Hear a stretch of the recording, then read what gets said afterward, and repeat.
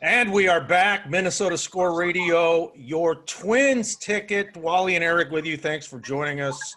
And we're going to chat now with a good friend, Al Newman, two-time World Series champion with the Minnesota Twins in 87 and 91. Al, always good to talk to you and now see you. I like what you're wearing. Hey, I had to go with the throwback. You know, the World Series just ended. A couple of days ago, we won the first championship here in the state of Minnesota, so I figured it was appropriate for the moment.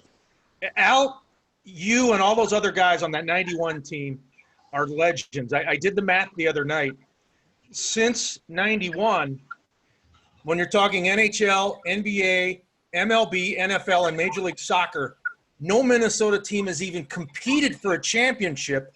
Meanwhile, the LA market has had two parades basically in 3 or 4 weeks. So that 91 team keeps growing and growing in legend. Well, you know, it's always good. People come up to me all the time. You know, I'm coaching youth baseball, so a lot of grandparents and parents reminisce every time they see me. It never gets old, I will say that. And when this World Series does come around or when playoff time starts, I do get that nervous twitch. Al, last time I saw you was about a year and a half ago. You were coaching a summer baseball camp that the Twins were running. I had some coaches from Africa in. And who would have known at that time what we would have been facing this year, not only in the world, but in the world of baseball, the shortened season, all the funky rules that came into play.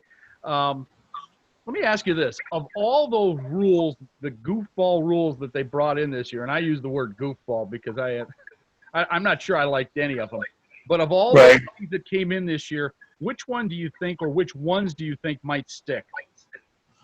Well, I think the three batter limit for relievers, you could tell the managers couldn't wait to get some of those guys out of the game after three hitters because they were somewhat exposed at that time. But I like that rule because it doesn't necessarily save time, but if a guy comes into a game, he should at least face a couple of hitters.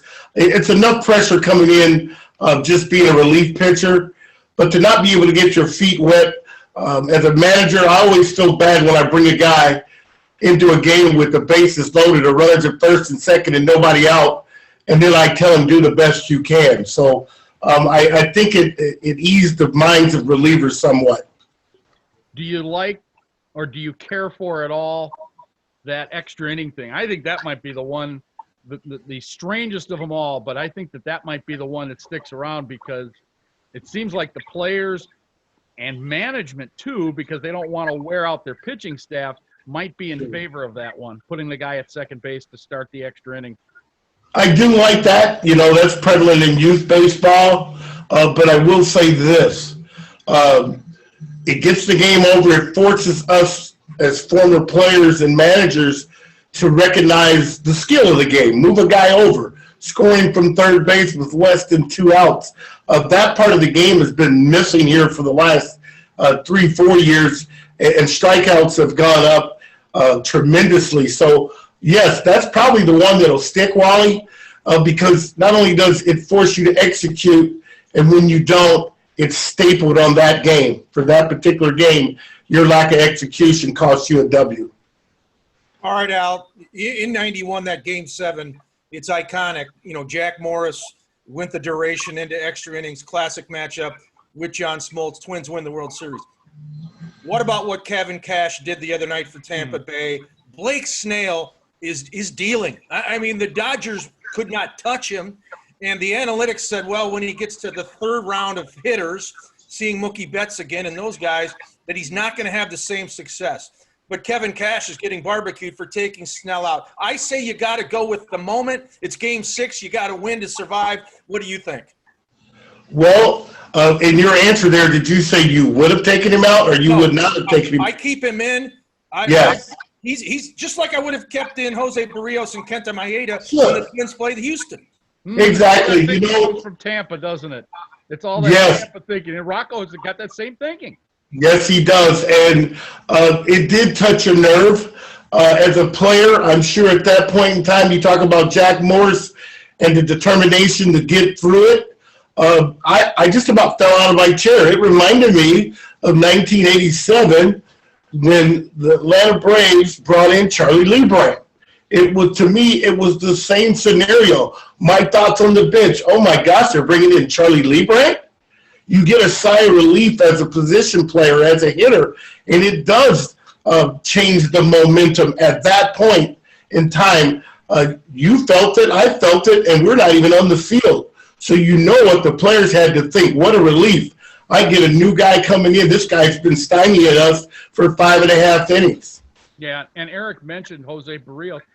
Barrios had that same look on his face. If you saw those shots in the dugout when he came out of that playoff game against Houston, he had the same look on his face as you saw this past week in the World Series. Sure, with Snell. And my thoughts were, they're like, this is do or die. I mean, not literally do or die, but in baseball playoff games, every game is important. And yes, I wrote down earlier because I knew I was going to be on you guys, analytics is for 162 games. Exactly. When you've got a 5-game series, you got to have some gut in there. There's a reason why you need a number 1 and 2 starters, because if you're going to work that bullpen like that, you're saying that every night that guy's going to be on, every single night. Whereas when your number 1 or number 2 starter's on, the other team knows he's on, and they're in trouble.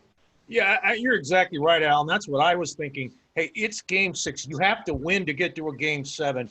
You throw the analytics out the window, and as Wally said, Tampa Bay is, they are tied to that way of thinking. Sure. They've had a lot of success. I don't want to knock them. I like that organization. But sometimes you can't keep going by the same template, and Blake Snell was awesome. Just like Charlie Morton was in the ALCS. Yes, now Cash yanked him, and it did not backfire. But I didn't think he should have taken Morton out. No, not at all. And again, it's based on 162 games. The playoffs are totally different. Yes, it's pitch to pitch. It's more pitch to pitch than it is during the regular season. Every pitch leads to another situation when you get to the playoffs. And unfortunately, when it comes back to bite you, it's always so obvious that that's the part that the numbers can't explain to you. You know what I mean? Yes, numbers are tangible. You can see them, you can touch them. But you know what? Momentum. It doesn't equate momentum. And I thought it showed its face in those 2 or 3 situations. All right, let's talk Twins. Let's break down what you think might happen here as the free agency period is going to open up shortly. It looks like they're not going to extend Sergio Romo. One of the moves that has already happened. So, other than that, what things do you see the Twins doing this offseason? What in particular where do you think they're going to start? Well, for me, there's a couple of people that I think are trade pieces for me. Rosario, I think Sano. For me, those 2 guys are pieces that we can move on from. Yes, I say it this way. They're twin superstars. They're our stars. But on the open market, what is their value? Their value with us because we raised them through the minor leagues. But there's also some guys coming up, like Kurloff and Rooker. Those guys are coming up, and they seem to have talent. Now, do we hold them back, or do we make a move to maybe trade a piece like Rosario, who has some value as a piece to another team, whereas we are counting on him to carry a big load? And to me, he hasn't fallen short, but I think if you're trying to save dollars, and obviously they locked up Kepler and Polanco. Sano was on a baby deal there for a while, but he's coming up to where he's going to be due. So I would make those 2 moves to try to acquire either some decent relievers or a number 4 starter, because I believe the rotation with Barrios and Pineda and Mayada, I think that's a strong 3 for the Central Division. And Al, let's cut to the chase. 18 straight postseason losses for the Minnesota Twins. That's a North American professional sports league record. I don't care if it's hockey, basketball, football, baseball, soccer. So it's not just about getting to the playoffs next season. They need advancement in October. And until they do, this is just going to grow in stature. Do you see this team being able to finally have some October success? Well, I do, because we had it when it was least expected. The two teams that we played on, yes, 91 was much better than the 87 team, but the nucleus was still there, and you added the additional pieces to get you over the hump.